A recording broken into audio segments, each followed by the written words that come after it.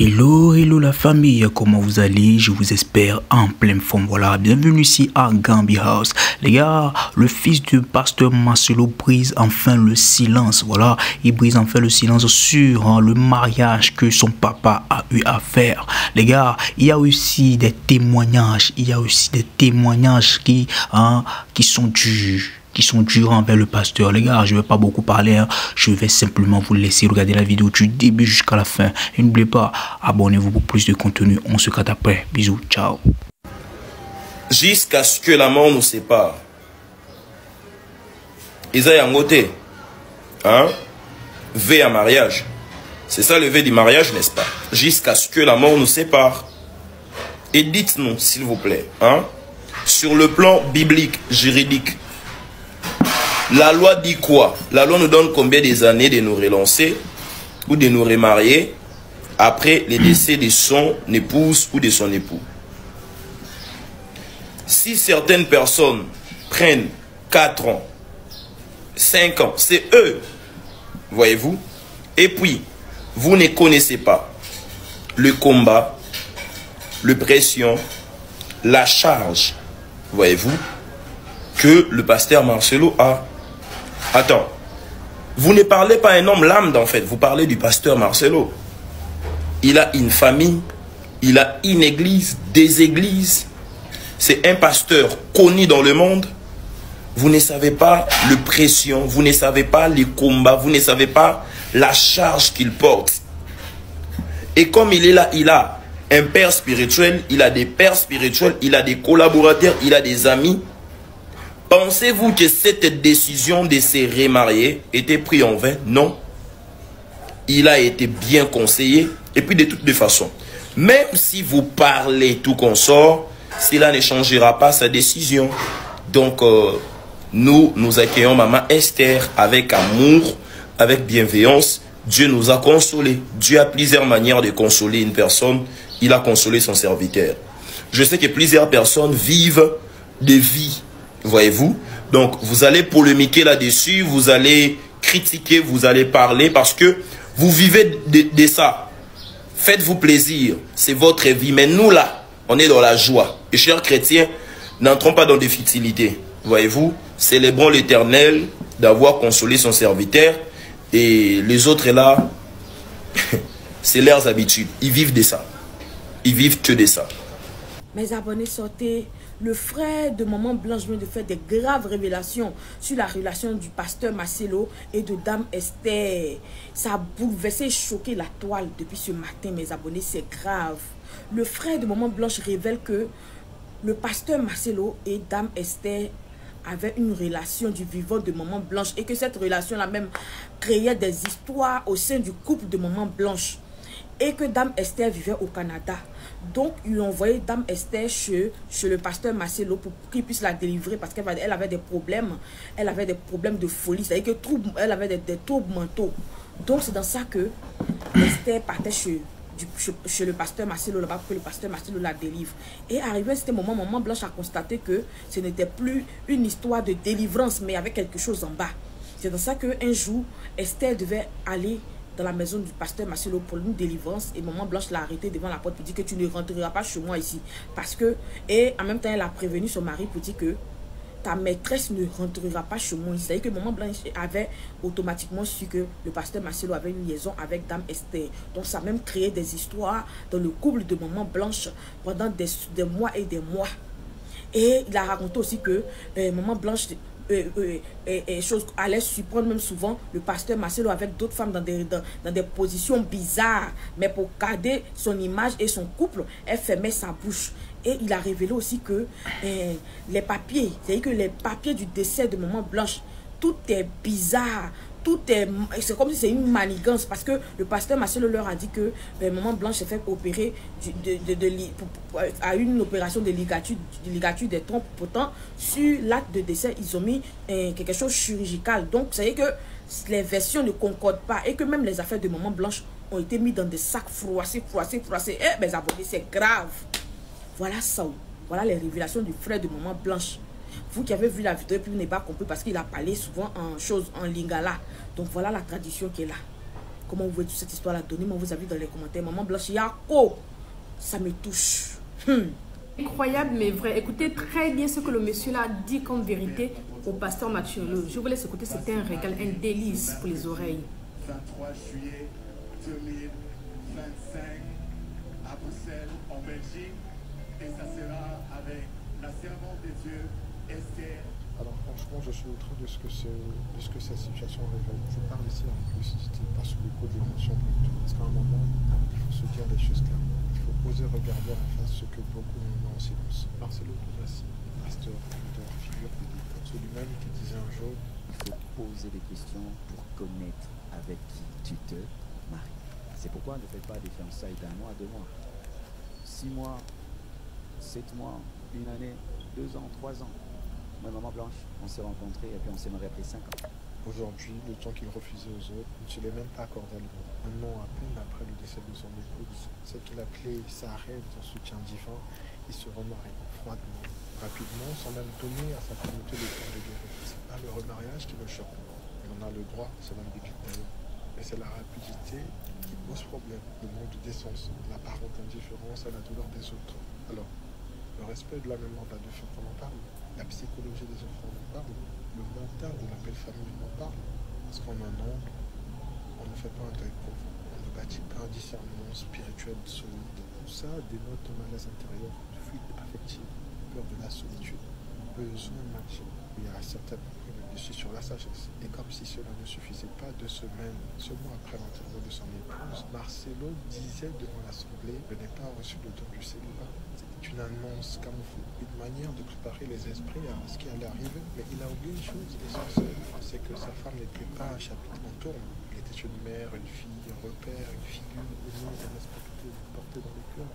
Ses enfants vivent encore, sa belle famille est encore meurtrie. Sa communauté n'a même pas eu le temps de se relever que lui, il a déjà reconstruit sa vie en affichant cette décision comme une simple formalité. Ce n'est pas un acte pastoral, c'est un geste précipité et profondément égoïste, parce que lorsqu'on est père, on pense d'abord à ses enfants. Lorsqu'on est guide spirituel, on mesure les conséquences de ses choix. Lorsqu'on est un homme de Dieu, on vit pour les autres plus que pour soi-même. Mais là, c'est tout le reste. On va penser à son confort, à ses besoins, à son manque, pas à ses enfants, pas à ceux qui souffrent encore par l'impact spirituel émotionnel et humain d'une telle décision. Et ce qui rend la situation encore plus insupportable, c'est que Marcelo est connu pour sa dureté dans le jugement. Toujours tranchant, toujours exigeant, toujours sévère avec tout le monde. Mais maintenant que c'est lui, il faudrait l'applaudir, respecter son choix. Mais non, c'est de l'hypocrisie. Si une femme s'était remariée 1 an après la mort de son mari, Marcelo aurait été le premier à la démonter en chaîne, à la traiter de légère, de mondaine, d'impure. Et parce que c'est lui, il faudra se taire. Cette situation révèle un mal beaucoup plus profond. Tous les signes du temps de la fin ont déjà été épuisés par les pasteurs congolais en particulier. Il ne nous reste que le temps additionnel. Et dans ce temps, tout ce qui est faux doit tomber, doit se révéler. Tout ce qui est disqualifié doit être exposé parce que Dieu n'a pas besoin de leaders blessés. Il a besoin d'hommes guéris, vrais, intègres, peut-être comme de Dieu, honore celle qu'il a perdu. Prends le temps de guérir et donne l'exemple même dans la douleur. Ce n'est pas un jugement, c'est un cri de vérité, pas de conscience collective, parce que là, trop c'est trop.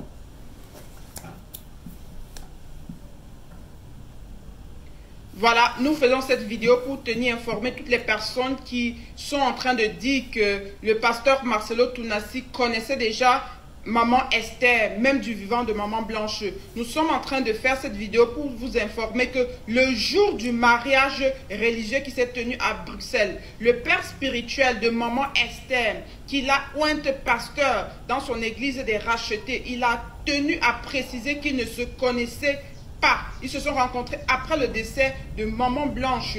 Voilà, et à travers les réseaux sociaux, elle n'était même pas membre de la Compassion. Pour toutes les personnes qui signalent encore qu'elle était membre de la Compassion, non, elle n'était pas membre de la Compassion. Elle servait Dieu activement et je pense que tout le monde a vu comment cette femme, elle est engagée par le Seigneur, dans le Seigneur. Elle s'appelle déjà Esther. Vous savez, la grâce de Esther. Vous avez vu des vidéos d'elle qui circulent où elle dirige des séances de veillée de prière. Donc on a affaire à une femme de prière. On a affaire au choix de Dieu comme l'homme de Dieu lui-même a dit. Donc laisse-moi ton avis en commentaire, je ne sais pas ce que tu penses. Et je veux profiter pour vous annoncer que ne soyons pas dans la distraction les amis. Soyons dans une atmosphère de prière. Et j'ai envie de te dire que nous avons un groupe de WhatsApp où nous prions tous les jours, un groupe d'intercession à partir de minuit GMT. Parce que ce qui se passe en ce moment, vous ne savez pas, c'est un combat spirituel. Donc il y a beaucoup de personnes qui sont en train de combattre l'homme de Dieu, combattre son bonheur conjugal.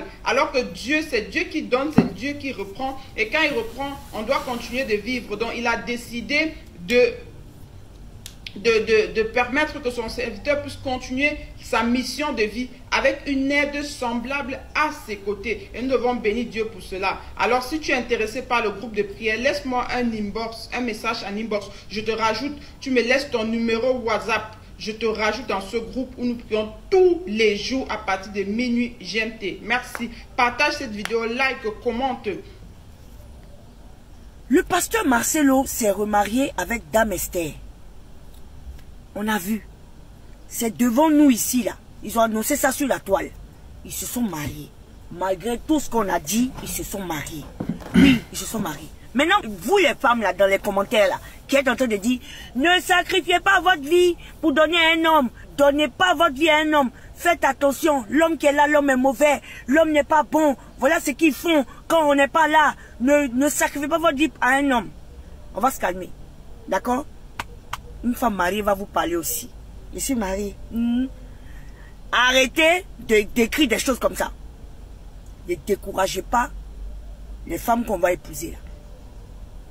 Vous ne pouvez pas donner des conseils plus futiles que ça. Oui, vous pouvez dire à une femme, faut pas que tu te sacrifies pour un homme. Les hommes là, vraiment, ils sont pas reconnaissants, ils sont ingrats. L'homme n'est pas bon. Mais le conseil essentiel là, tu lui donnes pas.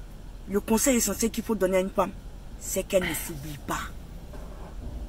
Dans ton couple, là, ne t'oublie pas, ma chère. Fais ce que tu veux avec ton homme, faut le gâter comme tu veux, mais ne t'oublie pas.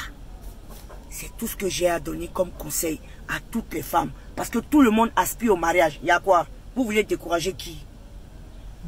J'ai dit, est-ce que vous avez entendu les révélations du frère de Maman Blanche? Son frère et son cousin, Adam Yvofort. Mais est-ce que vous avez entendu? Je dis, mais c'est grave. C'est ce qu'il dit là, ça s'avère vrai, mais c'est grave. C'est grave. Oui, les gens vont dire que oui, les pasteurs ne sont pas des saints et tout. Nous, vous êtes censés montrer la voie. C'est vous qu'on est censé regarder pour avancer. Vous êtes des guides sur la terre ici. Mais je suis choquée. Pour ceux qui n'ont pas regardé, le frère de l'ex-défunte femme du pasteur Marcelo Tounassi a révélé que le pasteur Marcelo sortait avec Esther et qu'il partait là-bas au Canada, je crois, un truc comme ça. Et que quand maman Blanche, père son âme, a appris ça et qu'elle a su ça, elle n'a jamais rien dit pour redorer l'image de son mari et que ce n'était pas la première fois qu'elle attrapait son mari dans des situations inconfortables et qu'elle n'a jamais dit juste pour pouvoir toujours redorer l'image de son mari devant les gens à l'église.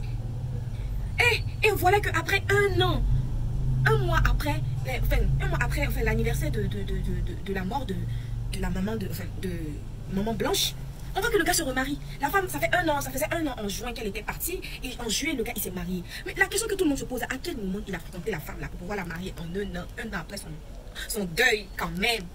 Et les révélations du frère de la femme viennent redistribuer toutes les cartes en fait. On est choqués. Franchement, les femmes, vivez pour vous-même. Parce que les hommes, là, dès qu'on va vous enterrer, là, ils vont aller refaire leur vie. Parce que si ça, là, c'était la femme, là, qui s'était remariée après un an, on allait la traiter de tous les noms. Mais quand c'est l'homme, là, on doit fermer la bouche que lui, il n'y a pas de, comment on appelle ça même, il n'y a pas une notice pour se remarier d'un veuvage, après un veuvage et tout et tout. It's a fucking bullshit. It's a fucking bullshit. Franchement, les femmes, moi, ça me revolte, quoi. Ça me fait mal. Parce que je pense à ses enfants, le tout petit garçon. Et puis, apparemment, la fille, là, elle était une fan de Maman Blanche. Elle postait la femme, elle mettait la femme en truc WhatsApp et tout et tout. Ça fait peur d'elle. En tout cas, donnez vos avis dans les commentaires. Moi, franchement, je ne juge pas, hein, mais c'est une avis que ça retrouve sur les réseaux dont tout le monde va parler. Une femme qui était campée en bas la pluie, qui a abandonné toute ville, qui a abandonné toute tête pour vous, qui a 4 petites, qui a un petit bébé qui fait un marché, 28 ans de mariage, pour te être prêt émotionnellement, pour te être prêt pour remarier après un an. Waouh! Côté deuil là, qui l'a fait deuil ça? On dit quoi? Qui est comme tout débarrassé pour retirer tout ça qui est dans le caille ça? Qui était tout prêt pour remarier pour faire l'autre foyer ça? Qui l'heure où vous avez rencontré l'autre femme, dans quelle période de temps où vous avez rencontré fils ça? Pendant un an, tu as été déjà prêt à refaire ta vie. En désaccord avec maman, madame, en désaccord avec frère, soeur, madame. Donc juste parce que tu es un homme de Dieu, et surtout même ou même, Marcelo, ça a campé dans l'église, il blâmé. Il y a un monsieur, oh, quand on est vieux, monsieur a dit, il besoin de faire ville, il monte chez le livre, un message, il dit, soit on perd du madame ou perd du mari, il préférable selon relation que tu as avec fils ou bien ça pour être veuf. Pour être veuve, parce que soit elle prend l'autre monde, sous monde ça, monde s'en prend la tournée, une malédiction, la tournée, une perdition, punition de Dieu. Alors que cette Esther même devienne sa punition à lui. Parce qu'il faut qu'il apprenne à respecter Paul. Que cette Esther devienne sa punition à lui. Et voilà guys, j'espère bien que vous avez tous suivi la vidéo, hein. Vous avez regardé la vidéo du début jusqu'à la fin. Vous avez écouté tous ces témoignages, tout ce qui a été dit sur le pasteur et moi, hein. Je veux donner mon avis. Les gars, vous savez quoi? Arrivé un moment, arrêtons de s'initier, hein, si on le dit vraiment, dans l'affaire, hein, de s'initier dans l'affaire des gens. Ça ne sert à rien, hein, de jouer aux connaisseurs, or que vous-même là, vos péchés sont sur vos têtes plus que, hein, même le diable. Non, pourquoi est-ce que vous aimez? Moi, je ne comprends pas pourquoi certaines personnes aiment trop juger, au fait. La personne s'est levée et dit non, il va se marier. Vous dites non, que ça ne fait même pas un an que il a eu à sa femme, et puis voilà, les choses sortent. Il y a certaines même personnes qui disent que voilà, c'est lui qui l'a tué. Il y a certaines même quand la femme de Marcelo était morte, elle était morte ici, on a eu des histoires ici que voilà, que c'est Marcelo qui l'a tué. Et aujourd'hui, il s'est marié aussi, c'est devenu problème aussi. Arrivé un moment arrêté. Le gars, c'est un pasteur. Vous aimeriez que voilà, il se cache pour aller, hein, faire ces trucs-là dehors, se cacher, faire des trucs, or que c'est pas bien. Et lui, il a décidé, hein, de rendre ça public. Et vous regardez ça, vous voyez ça comme si c'est du mal. Mon gars, vous n'êtes pas Dieu. Laissez Dieu même juger la personne. La personne même sait ce qu'il fait. Entre lui et Dieu là, genre, la communion entre lui et Dieu là, c'est lui seul et Dieu qui sait. Vous ne pouvez pas vous lever, hein, d'un jour à un autre et puis commencer à juger la personne comme si vous connaissiez la relation qu'il a avec son Dieu, mon frère. Mais les gars, arrivé à un moment, hein, faut se poser des questions. Hein. Faut se poser des questions. Si comment l'appelle-t-on, l'histoire des gens vous intéresse autant. Bon, mes frères, il faut se poser 1000 questions. Ouais, il faut se poser 1000 questions, gars. Sinon, non. Moi, je ne peux pas. Je ne peux pas. C'est bizarre, quoi. Quand je vois les gens parler là, ça me fait pitié, au fait. Prendre le problème des gens là sur vos têtes comme si c'est vous. Je sais pas. Or que pour vous là, c'est sur vous là-bas. Vous n'arrivez pas à gérer. C'est pour les gens, vous aimez gérer. Hein? Déchirer vos habits comme si voilà, vous allez à la guerre contre 1000 soldats. Laissez le pasteur faire sa vie tranquille. Il a décidé de se marier. Est-ce que vous savez pourquoi est-ce qu'il a décidé de se marier? Comme je le disais, s'il faisait ça en cachette, ça allait être très bon pour vous. Il y a des gens qui le font en cachette. Et vous trouvez ces gens-là comme ils sont des bons. Ce sont des bons. Voilà, vous les poursuivez, vous les suivez chaque jour. Comme si ce sont des bonnes personnes. Arrivé à un moment, il faut arrêter. Hein. Il faut arrêter des jugements bidons. Des jugements à 2 balles là. Il faut arrêter ça. Arrêtez, non, arrêtez. Moi, je ne cautionne pas ça. Je ne cautionne même pas ça. C'est un homme de Dieu. Vous oubliez ça. Si ça advérait que ce que vous dites là, c'est faux.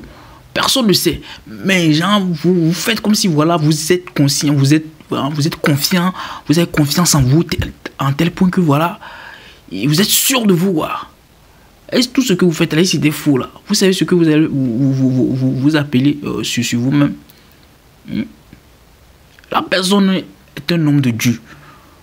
Voilà. Il s'est proclamé l'homme de Dieu, vous-même vous le connaissez pour ça. Et donc, vous ne savez pas la relation qu'il a avec Dieu. Arrêtez de le juger. C'est pas bien.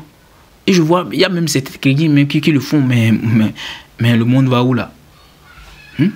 Vous les chrétiens, on vous a appris tous ces trucs-là, mais... Bon, bref, les gars, c'était Gambi House. Hein. Donnez vos avis dans les commentaires. Si vous ne partagez pas mon avis, bon, c'est votre problème, mais c'est mon avis que moi aussi j'ai donné. Donc, ceux qui ne partagent pas mon avis, donnez-vous aussi vos avis dans les commentaires et on se capte après pour une nouvelle vidéo. Ciao.